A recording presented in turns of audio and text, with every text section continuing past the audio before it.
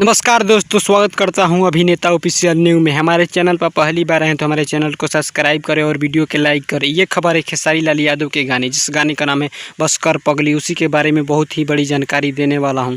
Video को पूरा देखें तभी समझ में आएगा।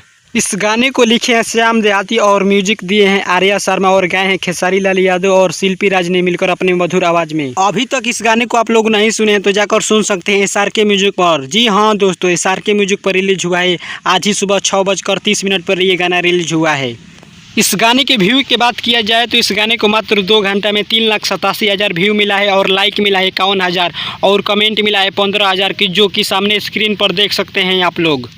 उम्मीद करता हूं कि ये खबर आप लोगों को अच्छी लगी हो तो हमारे चैनल को सब्सक्राइब करें और वीडियो के लाइक करें और साथ ही कमेंट करें कि ये वीडियो कैसी लगी। मिलते हैं नेक्स्ट वीडियो में किसी और खबर के साथ। जय हिंद, जय भोजपुरी, प्रणाम।